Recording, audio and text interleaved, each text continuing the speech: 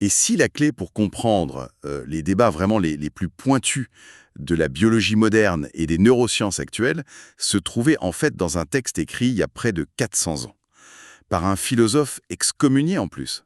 C'est vrai que, dit comme ça, l'idée semble totalement absurde. Bah oui, complètement. On imagine mal un érudit du XVIIe siècle, avec sa plume et son parchemin, nous donner des leçons sur, je ne sais pas, la génétique ou les réseaux neuronaux. Et pourtant, c'est très exactement le voyage assez fascinant que nous allons entreprendre aujourd'hui. Voilà. Pour cette nouvelle exploration en profondeur, on se base sur un ouvrage qui est dense, il faut le dire, mais absolument captivant. C'est le livre Cours de philosophie biologique et cognitiviste, Spinoza et la biologie actuelle. Un livre rédigé par Henri Atlan. Qui a d'ailleurs la double casquette, c'est important de le préciser, de biologiste et de philosophe. C'est ça. Et notre mission aujourd'hui, c'est d'extraire la moelle de ce texte. On va décortiquer ces concepts pour offrir à notre auditoire un véritable raccourci, une voie directe vers une compréhension très claire du lien corps-esprit. Avec une promesse importante. Faire ce cheminement sans jamais se noyer dans un jargon académique impénétrable. Ce qui est un sacré défi. Un défi particulièrement stimulant, oui, je suis très heureuse d'être là pour ça. D'ailleurs, il me semble crucial de poser un cadre tout de suite pour éviter le moindre malentendu.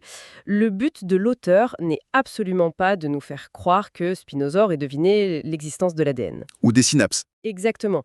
Il n'y a pas de magie prophétique ici. Henri Atlan utilise un terme très précis, très beau d'ailleurs, pour décrire la relation entre ce philosophe et notre science moderne. Il parle d'éternactualité. Éternactualité. Ce qui veut dire, si je comprends bien, que les concepts ne vieillissent pas, c'est ça? En quelque sorte, oui. Cela signifie surtout que la pensée de Spinoza a généré une architecture conceptuelle tellement robuste, tellement profonde en fait, qu'elle entre aujourd'hui en résonance de manière troublante avec les découvertes scientifiques les plus récentes. Elle est toujours active. Voilà, c'est une pensée qui produit encore des effets. Elle nous offre une grille de lecture qui s'applique parfaitement au dilemme de la biologie contemporaine, des siècles avant avoir été formulés. Et c'est justement ce décalage temporel qui rend l'analyse d'Atlan si puissante. Au cours de notre échange, on va partir de l'illusion du libre arbitre, on va traverser la mécanique intime de l'évolution pour aller jusqu'à cette idée presque provocatrice d'une pierre qui pense. Tout un programme. Oui, tout cela pour arriver à une question centrale. Quelle est notre véritable place dans la nature? Bon, décortiquons ça. Le point de départ d'Henri Atlan dans son analyse, c'est une formule latine très célèbre de Spinoza, Deus sive natura. Que l'on traduit littéralement par Dieu ou la nature. C'est ça. Et concrètement, pourquoi un biologiste commence-t-il son livre par une référence qui sonne, presque comme de la théologie pure? Parce que cette petite phrase, elle opère un renversement intellectuel massif. Spinoza s'attaque ici à l'un de nos préjugés cognitifs les plus profondément ancrés. L'être humain a toujours eu cette tendance irrépressible à regarder le monde naturel et à y projeter ses propres intentions. On voit du sens partout. Exactement. En philosophie, on appelle cela le finalisme ou la téléologie. On regarde un phénomène naturel et on se dit spontanément qu'il a été conçu dans un but précis. Comme si la nature agissait avec un plan d'architecte en tête, avec des plans bien dessinés. Tout à fait. Le livre d'Atlan souligne un exemple très classique pour illustrer ce biais. C'est la croyance tenace que les yeux ont été faits pour voir. Ce qui paraît évident au premier abord. Bien sûr. Pendant des siècles, l'évidence semblait dicter qu'une intelligence supérieure avait conçu la structure complexe de l'œil avec l'intention très claire de fournir la vision à un organisme. Mais Spinoza détruit cette logique de fond en comble. Il la balaye. Il la balaye. Pour lui, la nature n'a pas de plan caché, elle n'a aucun but. L'œil n'a absolument pas été créé pour voir. Attendez là, juste pour être sûr de bien suivre. S'il n'est pas fait pour voir, comment est-ce qu'il explique la vision, lui? C'est là qu'intervient la distinction cruciale entre les causes finales et les causes efficientes. Une cause finale, c'est agir en vue d'un but. Spinoza rejette ça. Il dit que la nature n'agit que par cause efficiente, c'est-à-dire par des mécanismes purs et totalement aveugles. D'accord. L'œil voit simplement parce qu'une longue chaîne de causes physiques et chimiques l'a façonné d'une certaine manière. La vision n'est pas le but de l'œil, elle est simplement le résultat inévitable de sa structure mécanique. Donc, penser que la nature agit en vue d'une fin, c'est littéralement prendre l'effet pour la cause. Exactement. Chercher une cause finale, c'est ce que Spinoza appelait se réfugier dans l'asile de l'ignorance. L'asile de l'ignorance. J'aime beaucoup cette expression. C'est-à-dire que dès qu'on ne comprend pas comment un orage se forme ou comment un organe fonctionne, on se rassure en disant que c'est la volonté de la nature ou une intention divine. C'est tout à fait ça. Et si on relie ça à la vue d'ensemble, on prend conscience à quel point cette vision était incroyablement en avance sur son temps. Ah ça oui. Ce rejet absolu du finalisme, c'est tout simplement le socle sur lequel repose toute la biologie moderne et particulièrement la théorie de l'évolution de Darwin. Parce que l'évolution est aveugle aussi. Elle ne prévoit rien. Parfaitement aveugle. La biologie moléculaire nous démontre au quotidien que la nature se fait elle-même, pour reprendre les mots d'Atlan. Les mutations génétiques, elles se produisent au hasard. La sélection naturelle filtre ces mutations sans aucune intention. Il n'y a pas de projet. Aucun projet. Les organismes s'auto-organisent à travers des processus de physique et de chimie pure. Des structures incroyablement complexes, comme le système nerveux humain par exemple, émergent de cette nécessité mécanique. Et Spinoza avait théorisé tout cela philosophiquement bien avant l'invention de microscopes modernes. C'est vertigineux. Et il y a un véritable soulagement intellectuel là-dedans, je trouve. Quand on abandonne l'idée d'un grand plan cosmique, on aborde la science avec une liberté nouvelle. On arrête de se torturer à chercher le pourquoi intentionnel des choses. Oui, on s'en libère. Pour enfin se concentrer sur le comment mécanique, ça clarifie énormément la manière dont on reçoit l'information scientifique aujourd'hui pour notre auditoire. Absolument. C'est vraiment le passage d'une pensée magique à une pensée rationnelle. Mais une fois qu'on a posé ce monde régi par des causes mécaniques aveugles, il y a une question redoutable qui surgit. Laquelle ? Eh bien, comment définit-on un être vivant là-dedans ? Ah, oui, c'est là que ça devient vraiment intéressant. Parce que le texte d'Athlon nous plonge dans un passage assez étrange du chef-d'œuvre de Spinoza, l'Éthique. C'est une section que les commentateurs appellent souvent la petite physique. Oui, un passage très célèbre, mais souvent mal compris. En la survolant, on pourrait vraiment croire à une vieille leçon de science complètement dépassée. Ça parle de corps mous, de corps durs, de fluides. On dirait de la physique du XVIIe un peu naïve. Et la tentation de sauter ces pages est forte quand on lit le livre. Et Henri Atlan nous prévient, ce serait une erreur monumentale. S'arrêter au vocabulaire d'époque, c'est passer à côté de l'intuition la plus fulgurante du texte. Cette fameuse petite physique n'a aucune ambition de concurrencer les travaux de Galilée ou de Newton sur la mécanique des objets. Ça n'est pas de la physique au sens strict alors. Non, c'est en fait une protobiologie. C'est la fondation d'une théorie de l'individu vivant. Spinoza cherche à résoudre un problème épineux. Puisque tout dans l'univers n'est qu'une seule et même matière, qui bouge et change sans cesse, comment se fait-il qu'un organisme précis reste lui-même au fil du temps ? Qu'est-ce qui maintient son identité ? Et la réponse qu'il apporte est brillante. Il refuse de définir un individu par la matière qui le compose un instant T. Il affirme qu'un individu est défini par un certain rapport de mouvement et de repos entre ses différentes parties. C'est ça, le rapport de mouvement et de repos. Le livre propose une analogie que je trouve géniale pour visualiser ça. C'est l'image du jet d'eau dans une fontaine. Oui, l'image de la fontaine est d'une clarté redoutable. Si on observe un jet d'eau dans un parc, il a une forme majestueuse, un arc parfait qui semble presque solide, permanent. On le reconnaît en tant qu'individu, on se dit « tiens, c'est le jet d'eau ». Pourtant, sur le plan matériel, les gouttes d'eau qui le composent sont remplacées à chaque milliseconde. Elles ne font que passer. L'eau ne fait que traverser cette forme.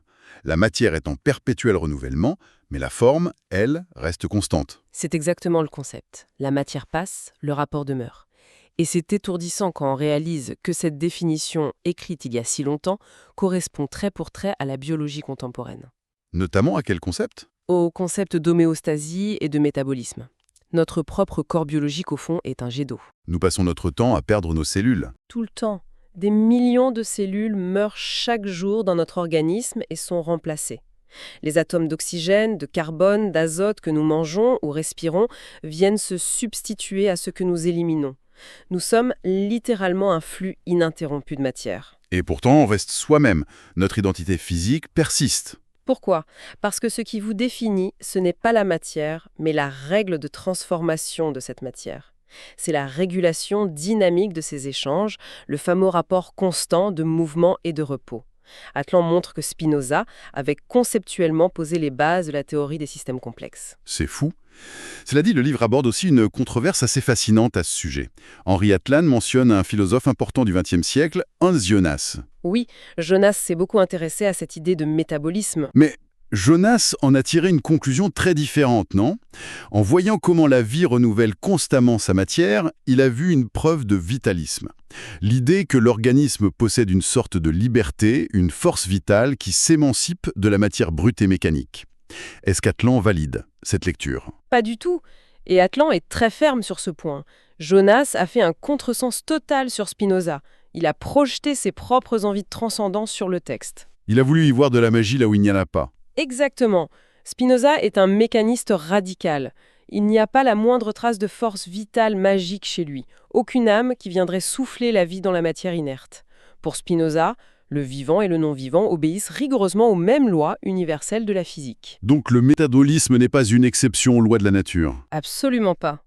Le fait qu'un organisme maintienne son métabolisme n'est pas une rébellion contre la matière. C'est simplement le résultat d'une configuration matérielle très spécifique et extrêmement complexe.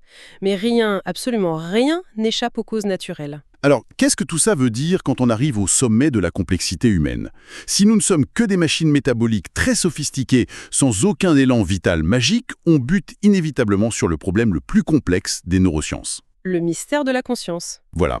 Comment 1,5 kg de matière grise dans notre crâne, qui est fondamentalement constitué de la même matière que le reste de l'univers, peut-il produire de la pensée abstraite, de la joie, de la tristesse? Nous touchons là au cœur même de la philosophie spinoziste. Sa solution à ce problème du corps et de l'esprit est un monisme absolu. C'est une idée qui balaye les deux grandes théories concurrentes de l'histoire. Lesquelles? D'abord, il détruit le dualisme de René Descartes. Descartes, c'est l'idée que le corps et l'âme sont deux choses complètement séparées, c'est bien ça? C'est ça. Descartes disait qu'on avait d'un côté la matière, qui est comme une machine, et de l'autre l'esprit, qui est immatériel. Il prétendait que cet esprit matériel pilotait le corps depuis une petite zone du cerveau, la glande pinéale. Ce qui pose un problème de physique, au fond. Un énorme problème. Spinoza trouve cela logiquement absurde. Comment du pur immatériel pourrait-il faire bouger de la matière physique? C'est impossible. Mais attention, Spinoza ne tombe pas non plus dans l'autre extrême, qui est le matérialisme réducteur. C'est-à-dire? Vous savez, cette idée très présente au XIXe siècle qui affirme que le cerveau fabrique de la pensée exactement comme l'estomac fabrique des sucs gastriques ou comme le foie sécrète de la bile. Ce qui voudrait dire que la matière crée magiquement de l'immatériel. Exactement, ce qui est tout aussi incohérent pour lui. La solution de Spinoza, remarquablement mise en lumière par Henri Atlan, s'appelle le parallélisme. L'esprit et le corps ne sont pas deux entités distinctes qui discutent entre elles. Ce sont une seule et même chose. Une seule chose? Oui, une seule chose, mais exprimée de deux manières différentes. Attendez, là je me fais l'avocat du diable parce que c'est très contre-intuitif. Vous êtes en train de me dire que, par exemple, lorsque je ressens de la soif et que je décide consciemment de lever mon bras pour attraper un verre d'eau, ma pensée immatérielle ne donne pas un ordre à mes muscles. Aussi fou que cela puisse paraître au quotidien, c'est exactement ce qu'il affirme. Il n'a aucune causalité entre l'esprit et le corps. La pensée de lever le bras n'a absolument pas causé le mouvement du bras. Mais alors comment le verre arrive-t-il à ma bouche? C'est une sacrée coïncidence. Non, ce n'est pas une coïncidence. C'est l'expression simultanée d'une même réalité. Voyons ça comme ceci. Du côté physique, votre corps ressent un manque d'hydratation. Cela déclenche une chaîne complexe de réactions neuronales strictement régie par les lois de la physique qui active les muscles de votre bras. C'est une chaîne causale purement matérielle. Ok, ça je le conçois bien. En parallèle, cette dynamique physique extrêmement complexe, elle est exprimée sous l'attribut de la pensée. Cette expression, c'est l'idée consciente de la soif et de la volonté de bouger. Donc l'un ne cause pas l'autre. Non. Le mental et le physique sont comme les deux faces d'une même feuille de papier. Vous ne pouvez pas plier un côté de la feuille sans plier l'autre, non pas parce qu'un côté cause la pliure de l'autre, mais parce que c'est la même feuille. Le langage de la matière et le langage de la pensée sont incommensurables. Ils ne se mélangent pas, mais ils racontent exactement la même histoire en même temps. C'est un changement de paradigme complet. Ça résout l'impossibilité de faire interagir une âme fantomatique avec de la viande, pour le dire un peu crûment. C'est une bonne image. Mais cette logique implacable nous amène à un concept du texte qui a fait couler beaucoup, beaucoup d'encre. La fameuse déclaration « omnia animata ». Ah oui. Toutes les choses sont animées. Si chaque réalité physique s'exprime aussi par une idée dans la pensée, cela signifie que tout ce qui existe est animé. Et Spinoza va jusqu'à dire que même une pierre possède une forme d'esprit. Honnêtement, en lisant ça, on a l'impression de basculer dans du pur chamanisme. Ce qui est fascinant ici, c'est qu'il faut immédiatement balayer toute lecture magique ou naïve de cette phrase. Spinoza n'est pas un animiste en train de communier avec les esprits de la forêt. Il ne dit pas qu'un caillou a une conscience, qu'il réfléchit à son existence ou qu'il ressent des émotions. Ouf, ça rassure. C'est une déduction purement logique de son système. Si la matière et la pensée sont les deux faces indissociables de l'univers, alors chaque configuration matérielle, même la plus inerte, possède un corrélat logique dans la dimension de la pensée. C'est ce qu'il appelle l'idée de ce corps. Donc l'esprit de la pierre, c'est juste le pendant abstrait de sa structure physique. Parfaitement. La pierre a un corps extrêmement basique, avec un rapport de mouvement et de repos qui est très rudimentaire. Par conséquent, son esprit est d'une simplicité quasi absolue, infiniment loin de la conscience. Ça dépend du niveau de complexité, en fait. La règle chez Spinoza est très claire là-dessus. La complexité de l'esprit est rigoureusement proportionnelle à la complexité du corps et à sa capacité d'interagir avec son environnement. L'être humain possède une conscience riche, de l'imagination et de la raison, uniquement parce que le cerveau humain est le réseau matériel le plus incroyablement complexe que nous connaissions. Notre esprit est puissant parce que notre corps est capable d'être affecté par le monde extérieur d'une multitude de façons. Finalement, l'esprit n'est que l'idée du corps. Et plus le corps est sophistiqué dans ses interactions, plus l'idée s'enrichit et devient ce qu'on appelle la conscience. C'est le cœur de sa philosophie cognitiviste, oui. Cela nous ramène à la question de notre place dans la nature, qu'on évoquait au début. À travers la lecture d'Atlan, on comprend, pour ceux qui nous écoutent, que nous ne sommes pas un empire dans un empire. Nous ne sommes pas des créatures magiques, détachées des lois de l'univers, dotées d'un libre arbitre fantasmé qui nous permettrait d'agir sans cause. Nous sommes une expression merveilleuse et hyper complexe de la nature elle-même. Une partie de la nature. Mais si tout est déterminé mécaniquement, est-ce que ça ne détruit pas complètement l'idée même de morale? C'est souvent l'angoisse majeure qu'on ressent face au déterminisme absolu. Si je ne suis pas libre, à quoi bon faire des efforts? C'est l'objection classique, on l'entend souvent. Et c'est justement là que la philosophie de Spinoza déploie sa dimension la plus utile pour notre quotidien. Il ne détruit pas l'éthique, il la refond. Pour lui, le libre arbitre, c'est-à-dire l'idée de pouvoir agir sans être influencé par aucune cause, c'est une illusion puérile.